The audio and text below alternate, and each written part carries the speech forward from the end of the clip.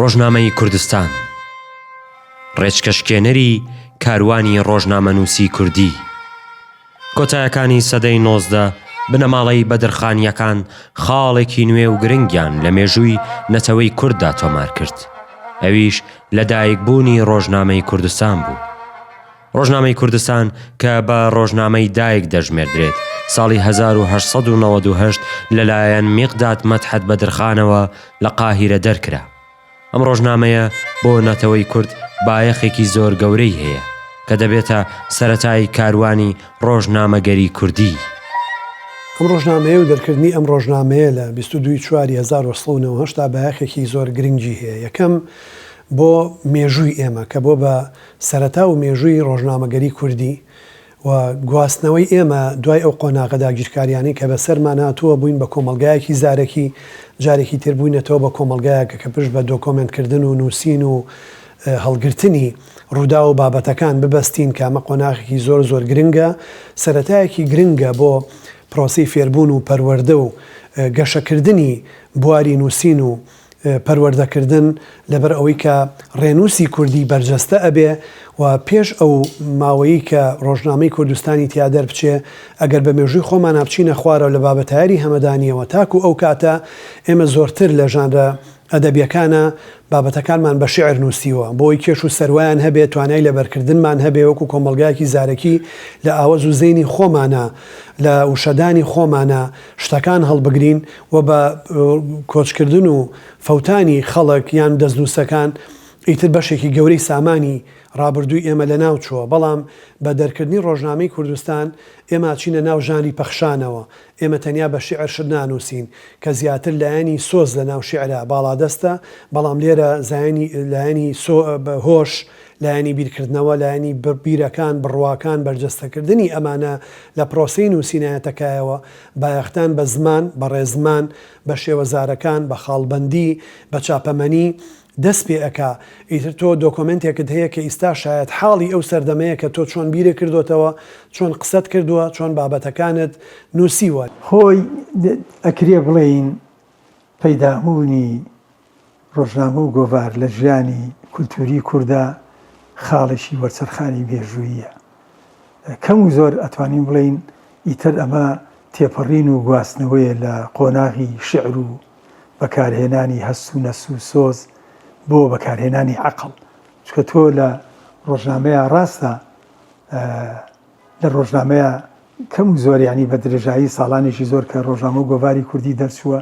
یەکێک لە بابەتە سەرەکیەکانی شیعر بە، بەڵام بابەتی سەرەکی تر وتار بووە. چکە تۆ لە ڕۆژنامەیە یاخود لە گۆڤارات پێویستیت بە وتار هەیە، ئیتر هەر لە سەر وتارەوە بیگرە بۆ بابەتە جیاجیانەی کە لە ڕۆژنامە بەپێی تایبەتمەندیەکەی تیا نووسرێ. بۆیە ئەکرێ بڵێن ڕۆژنامەگەری کوردی بەڕاستی خاڵی وەرچەرخانە بەو ئاڕاستەیە کە ئیتر کورد زمانەکەی بە تەنیا زمانی شعر نەبێ، بە تەنیا بە شعر کە ئێمە مەسەل لە پێش ئەوە حاجی قادری کۆیی و شاعرانی پێشتر ئەگەر تعبیریان کردوێ لە بیر و بۆچوونی خۆیان و ینی دنیابینی خۆیان و تێگەیشتنیان لەباری کۆمەڵایەتی و ئەمانە، بەڵام کە ڕۆژنامە و گۆڤار لە ژیانی کولتوری کووردا دەرەکەوێ ئەبینین وتار ئەبێ بە ینی بڵین کۆڵەکەی سەرەکی ڕۆژنامە و گۆڤار لەبەرەوە ڕاست دوایە ینی وتاریش بە حکمی ئەوەی کە تۆ لە وتارە زیاتر پێویستیت بە بەکارهێنانی مێشکە توانە عەقڵی و ینی هزریەکانە. لەبەرەوە ڕۆژنامە ئەکرێ لەو ڕۆ بڵین خزمەتێکی گەورەتری کردووە بە ئێمە. لە ڕاستیدا بەر لە دەرچوونی ڕۆژنامەی کوردستان ئێمە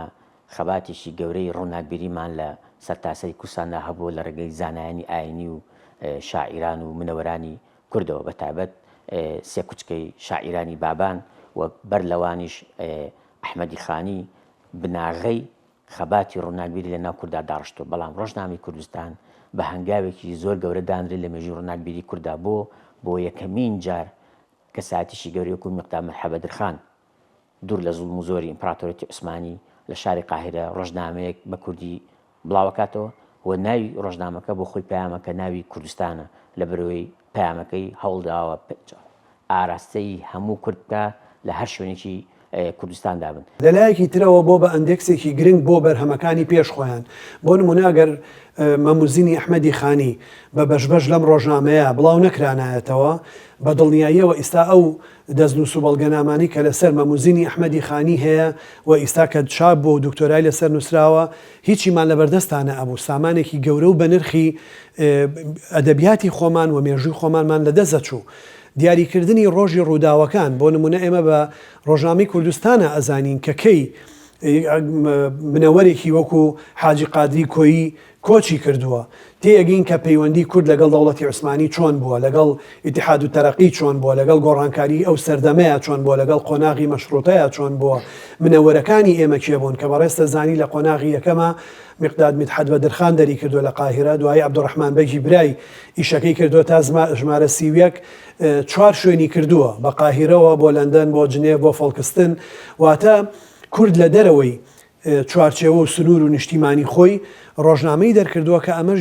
گیانی بەرەنگاری ئێمە لەو قۆناغەیە ئەسەلمێنێ و بوونی نەتەوایەتی خۆمان لەو قۆناغەیە ئەسەلمێنێ. ڕۆژنامەی کوردستان لە هەلومەرجێکی سەخت و دژواردا دەرچوو. عوسمانیەکان دەسەڵاتیان لاواز بوو. بیری تۆرانیزمیش لە بن دەستی ئەو دەوڵەتەدا گەشەی سند بوو. بۆیە کورد کەوتوو بووە نێوان چەند بەرداشێکەوە و دەبوو هەوڵی خۆی بدا. ئاشی ڕۆژگار نەیهاڕێت. لەو ڕۆژگارە ناهەموارەدا بنەماڵەی بەدرخان چرایەکی گەشی ڕۆژنامەگەری کوردیان داگیرسان کە تا کۆتایی دنیا خامۆش نابێت.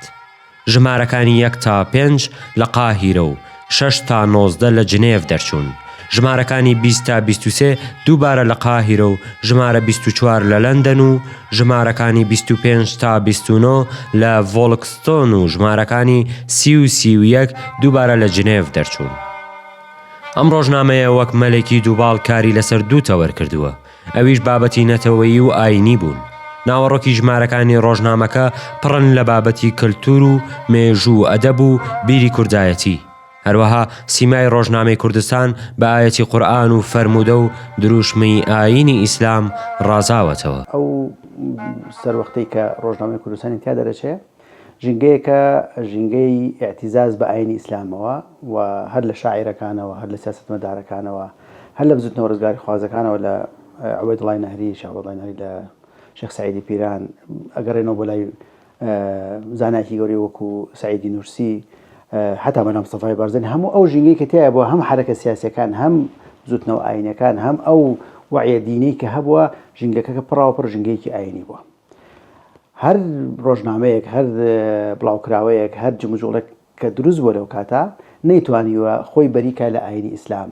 جا بەویست بوو یا بە ناویست واتە فعلەن خۆڕسکانە بۆ ئەو ویستە کە اعتیزازکردن بۆ بە ئاینەوە یا خۆت ژینگەکە ناچاری کردوون نەتیجەکە ئەوەیە کە ئەو هەلومەرجێک کە تیا دەرچووە ژینگەیەکی تاو ئاینی بووە. جگەرەوەی ئێمە زانین کە ئەو بارودۆخی دەوڵەتی عوسمانی بووە. دەوڵەتی عوسمانیش دەوڵەتێکی مۆرکێکی ئیسلامی هەبووە لەبەرەوە هەموو ئەو بارودۆخی کە هەبووە بارودۆخێکی ئیسلامی پڕاوپڕ جگەرەوەی کورد خۆی وەکو ملت وەکو نەتەوە هەمیشە اعتیزازی کردو بە ئاینی ئیسلامەوە هەمیشە شانازی پێوە کردو هەر لەو سەردەمەوە تا ئێستا بەردەوام کورد ئەگەر چی دوای دروستبوونی هەندێک جموجوڵی سیکۆلار و علمانی وانە ڕەنگە جۆرێک لە نامەبوون دروست بووێ بەڵام بەردەوام وەکو اعتیزازێکی خۆڕسکانە میلەتی کورد وا بووە کە شانازی بە ئاینەکەی و کاتێک سەری هەلومەرجی دەرچوونی دەکەی دەبینی ڕۆژنامەی کوردستان بە پێچەوانی ڕۆژنامەی میلەتە سەردەستەکان بۆ نمونە ڕۆژنامەی زەورای عەرەب یاخود وەقای ئیتفاقی فارس دەبینی لە وڵاتی خۆی دەرنەچووە بەڵکو لە تاراوگە دەرچووە بەهۆی فشار و زوڵم و زۆری داگیرکەرانی کوردستانەوە کە هەر بۆیە کاتێکە خێزانی و بنەماڵی بەدرخانیەکانیش کە هەر ناوبانگیان وا بکە ناو بنەماڵەیەکی وان کە ئاینی ئاین پەروەرن و اعتیزاز بە ئاینەوەکەن ڕاستە ئەوان جۆرێک لە بێتاقەتیان هەبووە دەوڵەتی عوسمانی لە ڕەفتاری لە مامەڵەی لەگەڵ میلەتی کووردا هەر ئەوە ژوای لێکردن کە ئەستەمبول بەجێ بێڵن بەرەو قاهرە بڕۆن و لەوێ ڕۆژنامەکە دەربکەن بەڵام ئەوە ناشارێتەوە کە هەم خودی ڕۆژنامەکە ئەخوێنیتەوە هەم ئەو هەلومەرجێش کە تایە ڕۆژنامەکە دروست بووە هەلومەرجێکی پراپڕ ئاینی بووە. و دووهەم یەقدامە حەبەدرخان دەبینی بە زمانی کوردیەکی زۆر ڕەوان نووسیوێتی و سێهەم کاتێک کە سەری ناوەڕۆکی ڕۆژنامەکە دەکەی دەبینی هەم پامێکی ئاینی هەبووە هەم پامێکی نەتەویشی هەبووە. زۆربەی وتارەکانی بە پاڵپشت بە ئاەتە پیرۆزەکانی قورئان یاخود بە پاڵپشتی فەرمودە پیرۆزەکانی پێغەمبەرمان سڵات و سەلامی خوا لەسەر بێ نووسیوێتی. ڕۆژنامەگەری توانیوەتی کەلەبەرێکی گەورە لە دنیای ڕۆشنبیری ئێمە ینی پڕ بکاتەوە لەبەرەوە چاکە و فەزلی گەورە بەڕاستی ئەگەڕێتەوە بۆ بنەماڵی بەدەرخان کە سەردەقیان شکان و ئەم ڕێگەیان بەڕاستی بۆ ئێمە دۆزیەوە و لەبەرەوە ڕۆشنبیرانی کوردیشی تر دوای ئەوان نەوەکانی دوای ئەوان توانیان درێژە بە کاروانی خەباتە بن و خزمەتی گەورەی کوردەواری پێ بکەن. بۆیە یادی سەروەرانی بنەماڵی بەدەرخان ڕاستی بەخێر لەم یادەیە کاربن بە جموجوڵیان هەبێ و مقداد حەبەدرخان کاتێک کە ئەستەمبۆل بەجێڵێ بەرەو قاهیرا ڕۆ ئەو دیارە ئەو پێشتر بزوتنەوەکی سیاسی هەبووە ویستی لە ڕێگەی سیاسەتەوە ئەم مافەکانی کورد دەستە بەرکا بەڵام دیارە سەرکوت کراوە یا نەیتوانیوە یا هەلومەرجەکە لەبار نەبووە هەر بۆیە بە ناچاری پەناباتە بەر قاهیرە. لە قاهیرە لەوە ئەچێویستی بێتی لە ڕوانگەی ڕۆشنبیری و احتیمامدان بە پێگەیاندین تاکی کوردەوە ئەم کارە ئەنجام بە نەک دەڕووی چەکداری و بزوتنەوەیکی سیاسیەوە. هەر بۆیە دەرکردنی ڕۆژنامەکە بەڵگەیە لەسەر بوونی هەستێکی ڕۆشنبیری و میدیایی ئەگەر جایز بێ بڵام لەو سەردەما کەتیایە کورد هیچ ئاشنانەوە بە میدیا و بەڕاگەیاندن و کاتێک کە باز لە ساڵی 1970 زۆربەی وڵاتانی عەرەبی ناوچەکەش ئەو بەتایبەت وڵاتانی خلیج هەر ئەستن نادەنە ڕۆژنامە چییە تاریخەکانی گەڕێتەوە بۆ 100 ساڵ دوایەوە تقریبا. ڕاستە ئێمە لە قاهیرا بووین قاهیرە بۆ نمونە کاتێککە ناپلیۆن چۆ بۆ ئێوە مەطبعەی بردووە و ڕۆژنامە دەرچووە لەوێ بەڵام دەرچوونی ڕۆژنامە لەو کاتە بەڕاستی بەڵگەیە لەسەر ئەوەی کە ئەو بنەماڵەیە چەند احتیمامیان بە بواری سەحافی بۆ ڕۆژنامەیەوە. تا ئاستێکی زۆر باش هەردوو پەیامەکە و پەیامێکی نیشتیمانیش بۆ خەڵک پەیامێکی ئینسانی کورد بۆ تێڕوانینی بۆ خۆی بۆ دەوروبەرەکەی بۆ ئەو دەوڵەتە بۆ دەرەوەی خۆی بۆ ئایندەی خۆی تیا بەرجەستە بووە. بەڕێستە زانیەم و سەرروتارەکان بە ناوی خوای گەورە دەستی پێکردووە و باسی ئەوە کا چۆن پەروەردەیەکی سەرکەوتومان هەبێ زۆر بایەق بە پەروەردەکردنەیە بایەق بە پەروەردەیەکی ئاینی ئەیە کە چۆن ئێمە لە ناو مافی خۆمانەوەکو کورد خاوەنی مافەکانی خۆمان بین چۆنە بێ لەم دەوڵەتەیە حساب بۆ مافەکانمان بکرێ. ڕاستە ژمارەکانی سەرەتای هەمووی بە کرمانجی نووسراوە بەڵام لە دوای چەند ژمارەیەکەوە نووسینەکان بەشێکی کراون بە زمانی تورکیە و کاتە بۆ ئەوەی کە لایەنی بەرامبەریش تێبگا لەو پەیام و مەسیجەی تۆ هەتە. بۆیە چ لایەنی نەتەوەی تایە زاڵە چ لایەنی ئاینی تایە زاڵە لایەنێکی ئاینی کە کوردیش بە مرۆڤێک لە ناو ئەو ئاینەیە وێنا ئەکات کە مافی خۆیەتی وەکو هەموو نەتەوە سەردەستەکانی تری ناوچەکە وەکو فارس وەکو تورک وەکو عەرەب وەکو ئەوانی تر بژی و هەبێ و بەشێک بێ لە پێگاتی دەوڵەت دەسەرخاکی خۆی بێ مافەکانی کولتوری زمانەکەی دنیابینی بەشداری پارێزراو بێ. بۆیە لەم ڕۆژنامەیە بە شێوەیەکی زۆر باش ئەو بابەتانە ڕەچاو کراون بڵاو کراونەتەوە. ڕاستە نەتوانراوە بە ئاشکرا و بە تیراژێکی زۆر بگاتە دەست هەموو کەسێ و بەڕێستە زانی لەو کاتەیە کە هێشتا خوێندنی مەدەنی لە سەرەتایە بۆ لە کوردستانە خوێندنی دینی زیاتر هەبووە ڕنگدانەوەی ئەم خوێندنە ئاینیە بەسەر بابەتەکانەوە بە ڕوونی دیارە بەڵام ژماری خوێندەوارمان لەو کاتەیە زۆر کەم بووە بەڵام توانیوێتی کاریگەریەکی جەوهەری بکە کە ئێستاش ئێمە بۆ جارێکی تر ئەبێ بۆ خوێندنەوەی ئەو سەردەمە بگەڕینەوە سەر ڕۆژنامەی کوردستان. لە بیدایەتەوە تا ئەو ژمارەی کە ئەچێ بۆ لەندەن و لە شوێنەکانی کە سویسا دەرەچێ ژمارەکانی سەرەتا احتیمامی زیاتری تایە بە بواری ئاینی. ئێمە کە ژمارەیەکەم ئەخوێنینەوە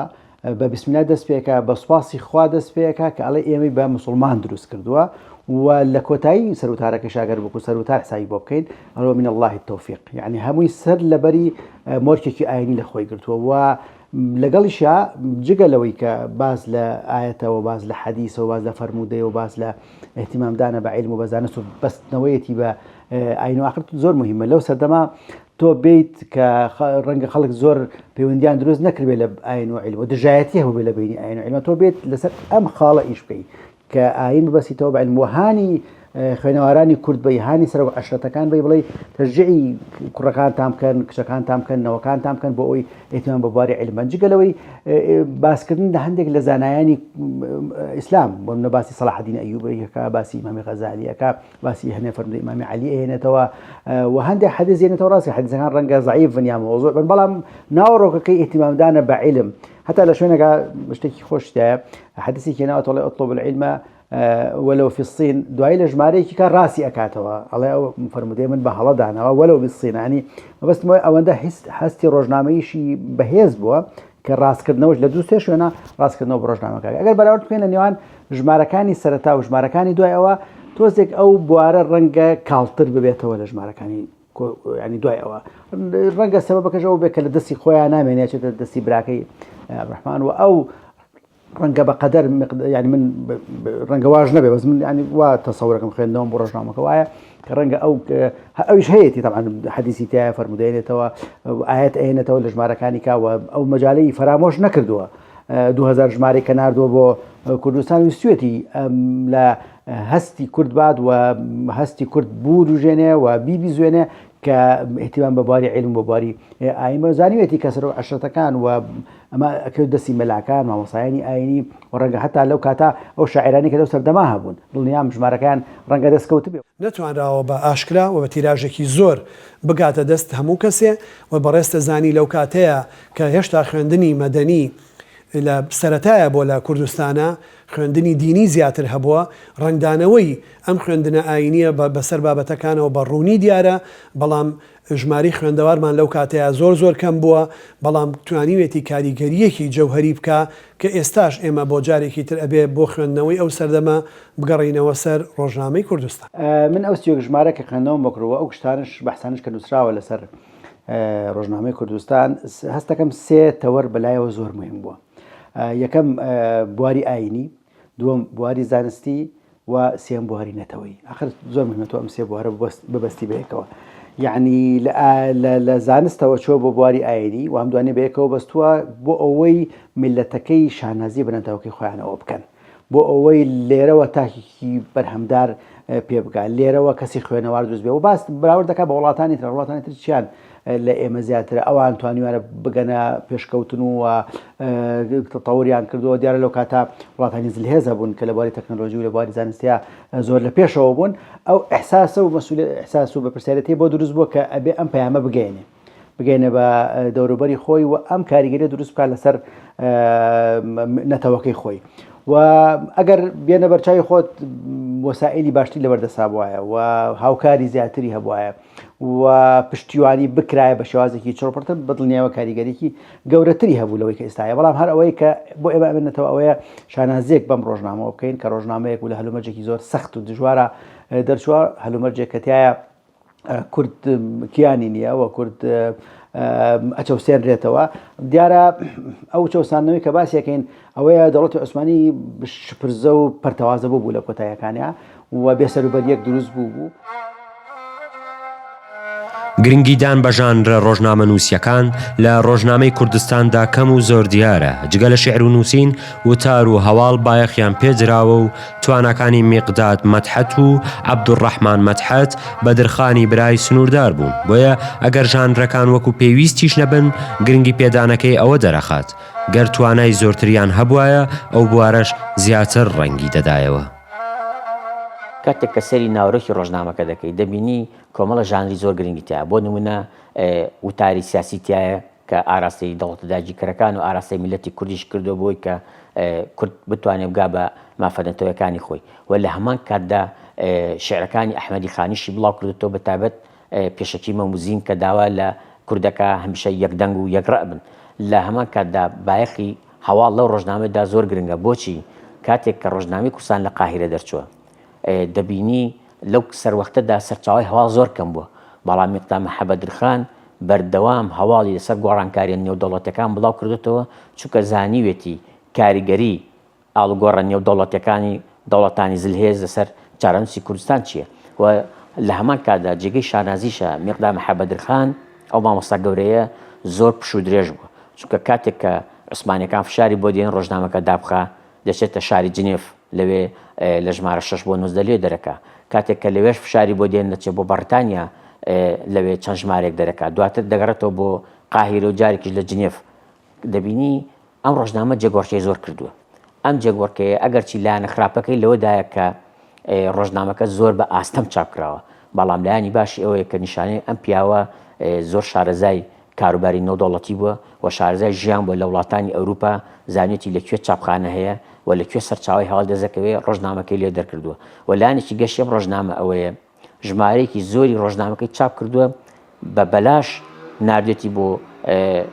شار و شارچکەکانی کوردستان بۆی کە دەست خوێنەواری کورد بکەوێ خوا چەندە خۆشبەختانە دکتۆر کەمال فواد لە ساڵی 1972 سەرجەمی ژمارەکانی کۆ کردەوە ئێستا توێژەران ئەتوانن بە وردی سەری ناوڕێکی ڕۆژنامەکە بکەن ئەگەرچی بەداخەوە تاسە ژمارە 90 نەدۆزراوەتەوە لە ئەرشیفا هیوادارم ڕووناکبیرانی دەروی وڵات هیمەتێ بکەن بۆ دۆزینەوەی ژمارە 90 ڕۆژنامەی کوردی ینی بەگشتی ئەمە ڕەنگە بڵێم بۆ زۆربەی ڕۆژنامە و گۆڤارە کوردیەکان ڕاست بێ هەوڵی داوە ڕاهەمە ڕنگ بێنی بابەتی جیاجایتیا بووە لەسەر مەسەلەن گەورە پیاوانی کورد شاعیران ئەدیبانی کورد ئاوری لێ یاونەتەوە ینی جاروبار لە مەسەلەن کۆچی دواییکردنی ئیشارەتیان پێدراوەکو لە کوردستانە هەیە کە ئەڵێ ساڵێک پێش دەرچوونی ڕۆژنامەی کوردستان حاجی قادری کۆی وەفاتی کردو بۆنمونە کە ئەمە بۆ ئێمە زانیاریشی مێژووی گرنگە لەبەرەوە خزمەتانی ڕۆژنامەگەری کوردی لەو بوارەیە کردوویەتی بە کوردستانی شۆبەڕاستی دیارە ئێمە کە ماسەنامەکەمانە لەسەر ژانرە ئەدەبی ڕۆژنامە نووسیەکانە لەوێ بە وردی باسمان کردووە کە سەرەتای ڕۆژنامەگەری لە هەموو دنیاە وەلای ئێمەش بە ئەدەب دەستی پێکردووە بە تێڕوانینە کەسیەکان بۆ دەوروبەر دەستی پێکردووە واتە چەند ئێمە خۆمان وەکو چۆن ئەوەی ویستومانە ڕووداوەکانمان گێڕاوەتەوە کەمتر ڕووداوەکان خۆی چۆن ڕویان ناوە بەلایەنێکی بابەتی کە دوجار ڕۆژنامەگەری بابەتیەتەکایەوە و لە ئیستای ڕۆژنامەگەری بنکۆڵکاری هەیە لەو کاتەیە ئەم ئامادەیە قوڵە نەبووە چونکە ڕێچکەی ڕۆژنامەگەری و بناغی ڕۆژنامەگەری لە هەموو دنیاە ڕێچکە ئەدەبیەکە دیاری کردووە لە پێشە ئەدیبەکان تیانانوسیەوە بە تێڕوانینێکی خودی بە تێڕوانینێک بۆ لە خۆیانەوە بۆ دەوروبەر نەک لە دەوروبەرەوە بۆ هاوڵاتێکی تر ئیشەکانیان کردووە بەڵام توانیوانە لە ناو ژانرەکانە هەر لە ژانری هەواڵەوە تا راپۆرت تا وتار تا سەروتار تا گۆشەنیگا بەرجەستە ببێ زانیاریەکی زۆر لە ناو ئەم ڕۆژنامەیە هەیە بەڵام بابایی ئەوەندەی کە پشتی بە لایەنی وەصفی بەستووە کەمتر پشتی بەلایەنی شیکردنەوە بەستووە پشتی بە ئامار و داتا و زانیاری و کنەکردن و بنکۆڵکاری و ئامادەبوون لەسەر شوێنی ڕووداوەکان بەستووە چونکە ئەو لەو لە پەناهەندەی و پەنابەریە لەسەر کورد نووسیویەتی بە دڵنیاییەوە بێ پشت بە گێڕانەوەکان ببەستێ سەرچاو بەنهێنی بڵاو بۆتەوە مناوهێنانی سەرچاوەکان ئاستەم بوون بەڵام ئەو بابەتانی کە بابەتی نێودەوڵەتی بوون بابەتی جەنگ بوون بابەتی شەڕ بوون ئاشوب بوون بابەتی ئابووری بوون بە دڵنیاییەوە وەکو ژانری هەواڵ بڵاو کردنەوەتەوە بەڵام داڕشتەکان دیسانەوە داڕشتێکی ئەدەبیە خۆی ڕاستی یەکێک لە بایەخە گرنگەکانی ڕۆژنامەگەری کوردی ئەوەیە کە سەرچاوەیەکی مێژوویە خاتە بەردەستی ئێمە هەم لە ڕووی ئێمە هەر بەتەنیا مێژووی سیاسی نا مێژووی کۆمەڵایەتیمان ڕۆشنبیریمان مێژووی ئابووریمان چکە زانیاری هەمە ڕەنگی لەم بوارانەیەتیا هەیە و کەم و زۆر ئەتوانین بڵین ئێستا یەکێک لە سەرچاوەکانی نووسینەوەی مێژووی ئێمە بەتابەتی لە 100 ساڵی ڕابردووە ڕۆژنامەگەری کوردیە و خۆشبەختانە ئەو زانیاریانەی کە لە ڕۆژنامەی گۆڤاری کوردیە زۆر جار جێکراوەتەوە ڕەنگە بڵێم لە کتێبی کوردی شانیە لە هیچ سەرچاویش کە ناکەوێتە بەردەستمان بۆیە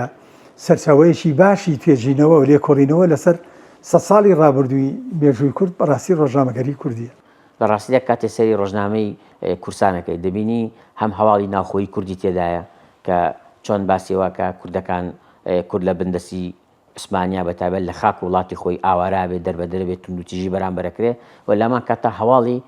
نەودەوڵەتیشی بڵاوکرێتەوە بەداخەوە لەو سەر وەختەدا گەیشتنی هەواڵ زۆر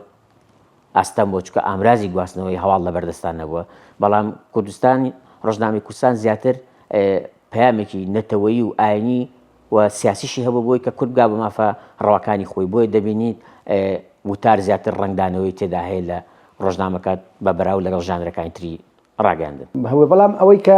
زیاتر یعنی جێگەی سەرنج ئەوەیە زۆر وتاری کەس خەڵکی تریتیان شتی بۆ نەهاتوە بابەتی بۆ نهاتوە و ڕەنگە جۆرێکیش لە بێئومێدیشی هەبوو بێت چونکە یەکەم جار هەفتانە دەری کردووە و ئومێدیەوە بیکاتە ڕۆژانە بەڵام دوایی دیارە یا بارودۆخەکە یارمەتی دەرنەبووە یا خەڵک ڕەنگە ئیسیجابیان بە پێی پێویست نەبوو بێ یا تەواصل و گەیاندن ئەوەندە ئاسان نەبوو بێ هێنانی وتارەوانە دوایە بێتە ماگانە و بەو شێوازە کە 31 ژمارەی لێ دەرەچێت بەڵام هەر ئەوەیە کە لە بیدایەتەوە بایەخدانەکە بایەخدانێکی چڕ و پڕە و دوای وردەوردە ڕەنگە ئەو بایەخدانە کەمێک کاڵ بێتەوە. مێژووی دەرچوونی ڕۆژنامە کوردیەکان کەمێک ناڕوونی پێوە دیارە و پێویستە توێژەر و لێکۆڵەران زیاتر ئەو تەپ و تۆزەش بتەکێنن. زۆرینەی سەرچاوەکان و ئاماژە بەوە دەدەن کە ڕۆژنامەی کوردستان لە 22 نیسانی 1898 لە قاهیرە یەکەم ژمارەی بڵاو کراوەتەوە. لەسەر ڕووپەری ڕۆژنامەکە بە ساڵی ڕۆمی و کۆچی مێژوەکەی تۆمار کراوە و نووسراوە 5 شەممە 9 نیسانی 1314 ڕۆمی 30 ذولعەقدەی 1315 کۆچی. سەبارەت بە شوێنی ڕۆژنامەکە مێژوونووسی کورد ئەمین زەکی بەک ڕای وایە ساڵی 1315 لە ئەستەمبۆڵ یەکەم ژمارەی دەرچووە. بەڵام تەواوی نووسەر و لێکۆڵەرانی دیگە دەیسەلمێنن کە ڕۆژنامەکە لە قاهیرە یەکەم ژمارەی دەرچووە. لەم دوایەدا نووسەر و لێکۆڵێری کورد دکتۆر فەرهاد چاکەلی توێژینەوەیەکی بڵاو کردەوە سەلماندی کە یەکەم ژمارەی ڕۆژنامەی کوردستان لە 21 نیسانی 1898 لە قاهیرە دەرچووە نەک 22 نیسان. واتە بەو پێوەرە بێت 21 نیسان ڕۆژنی ڕۆژنامەگەری کوردیە و ئەوەی 22 نیسان هەڵەی باوە. بۆیە باشترە پاش یەکلاییکردنەوەی ئەو ڕۆژە پەرلەمانی کوردستان بە یاسا ڕۆژی ڕۆژنامەگەری کوردی ساخ بکاتەوە و جێگیری بکات. ویستم دکتۆر فەرهاد شاکەلی ئەم توێژنەوەی کردووە گۆڕینی ڕۆژمێری قەمەری بۆ ڕۆژمێری زاینی لەو بابەتەیە بە وردی ئەمەیشی کردوێتەوە. ئەمە ڕۆژێکە جێگیر کراوە و ئیجماعێکی لەسرە. ئێمە خۆمان باوەڕێکمان هەیە کە ئەبێ شتەکان بە دۆکۆمنت بێ بە سەلماندن بێ و ناوەندی زانستی ئەبێ ئەم بابەتە یەکلایی کاتەوە. ئێمە لە زۆربەی بابەتەکانە ئەو گرفتەمان هەیە. مێژووی دروستبوونی سلێمانی بۆ نمونە تا ئێستا ڕۆژەکەیمان بە دیاریکراوی یا مانگەکەیمان بە دیاریکراوی تەنانەت لەسەر ساڵەکەشی ڕای جیاواز هەیە هەمووشی ئەگەڕێتەوە بۆەوەی کە تۆ شتەکان بەدەستی تۆ نەبووە. بەڵام زۆربەی سەرچاوەکانیش 22 نیسانیان جێگیر کردووە. بە بڕوای من جیاوازی 21 نیسان بۆ 22 نیسان لەمەیە زۆر جیاوازیەکمان نییە بە تایبەتی بەڕێستە زانی کە ساڵی کۆچی ئەەکەی بە ساڵی زاینی هەموو ساڵێک دە ڕۆژ فەرقەکەوە مانگەکانی ئەوان مانگی پڕنین. لەمەیە بەڕاستی پێمان پێویستمان بە ڕوونکردنەوەشی کردنەوەی وردی ئەو ساڵە هەیە کە ڕۆژنامەکەی تیا دەرچووە کە چۆن بۆ چکە بەڕێستە زانی بە دیاریکردنی مانگی پیرۆزی ڕەمەزان و بە دیاریکردنی جەژنی ڕەمەزان جارێکتر ڕۆژمێرەکە ئەبدەیتە بێتەوە و لە ئیستاشە ئێمە ئەو بابەتە گرفتمان هەیە. اینجا ئەمە وەکوتم ئەبێ ئەمە ئیجماعێکی زانستی لەسەر بێ کۆکی بکات ئێمە ڕێز لەو توێژینەوە ڕایە گرین وەکو بەڕێز فەرهاد شاکەلی نووسیوێتی. بەڵام بە بڕوای ئێمە لەبەرەوەی ناکۆکی و جیاوازیمان ئەوەنە زۆرە لە وەکو پیرەمێر دەڵێ من لەو بڕوایم هەموو بۆنەیە کە یەکگرتووی و هەودەنگیمان لەسرە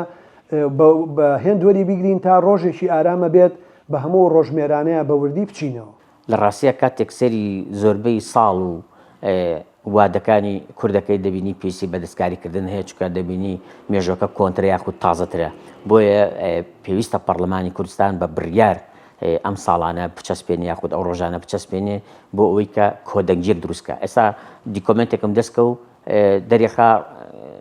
دامەزرانی شای سلێمانی لە 1984 کۆنترە بە پێی بڕیاری فەرمی. بەڵام ساڵی 1984 دانراوە لەبەرەوە داواکارم لە پەرلەمانی کوردستان بە یاسا سەرجەم ئەو ڕۆژانە ساخ بکاتەوە کە بۆ وەکو بۆنێکی نەتەوەی یاخود وەکو بۆنێکی ئاینی بۆ میلەتەکەمان گرنگە. بەڵام بەڕاستی ترەمە ئەگەر هەڵەیەکی باویش بێ ڕۆیشتووە ینی گرنگەوەی ئێمە ئێستا ڕۆژێکمان هەبێت ینی ڕۆژێکی ڕاستەقینەمان هەبێت کە یادی ڕۆژنامەگەری کوردی تیا بکەینەوە. هەز ڕۆژێ ئێمە سەرچاوی زیاتر یاخود بڵین بەڵگەی حاشا هەڵنەگری باشترمان دەستکەوت کە ئەم مێژوەیە بە تەواوی یەکلایی کاتەوە ئەو وەختە ئەتوانین ئەم مێژۆ بگۆڕین. ڕاستی ئێمە لەبەرەوە بێت چاوەڕێکین تا ئەو کاتێ ئێمە سەرچاوەیەکی بیاملاو ئەولامانەکەوێتە دەست. ڕۆژنامەی کوردستان ئەگەرچی تەمەنی کەم بوو لە نیسانی 1898 یەکەم ژمارەی دەرچوو دوایین ژمارەشی کە ژمارە 31 لە نیسانی 1992 دەرچووە. هەروەها بە شێوەیەکی ڕێکوپێکیش نەگەشتووەتە دەستی خوێنەوەرانی کورد زمان، بەڵام خزمەتێکی گەورەی بە کورد کرد و خاوەنی مێژوویەکی زێڕین و درەوشاوەیە لە کاروانی ڕۆژنامەنووسی کوردیدا و هەمیشە کورد شانازی پێوە ئاکات. لە ڕاستیە یەکێک لە جوانەکانی ڕۆژنامەی کوردستانەوەیە کە بە کوردی نووسیوێتی. دەشێت پێشتر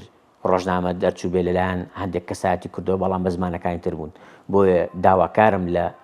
میلەتەکەم لەسەر هەر ئاینێکن، لەسەر هەر بیربۆچوونێکی سیاسین بایەخ بە زمان بن وەکو ناسنامەیەکی نەتەوەی، چونکە مرۆڤ کە زمانی نەما زمانی قسەکردنی بەرەو لە ناوچوون چوو، ئەوە بە دڵنیاییەوە میلەتەکەش بەرەو لە ناوچوو نەچێت. بەڕاستی زۆر دڵگرانم دەبینم کەساتێکی گەورەی و مقدام حەبەدرخان لە 1998 ڕۆژنامەی بە کوردی دەرکرد و نووسیوێتی. سەردەمی شێخ مەحموودی حەفید چەندین ڕۆژنامە بە زمانی کوردی دەرچووە، زۆر بەداخەوە دەبینم ئێستا ناوی بێگانە کە زۆر نامۆن بە کللتوری کوردی لە هەرێمی کوردستاندا هەن و هیوادارم پەرلەمان یاسایەکیش دەرکا بۆ پەرەپێدانی زیاتری زمانی کوردی.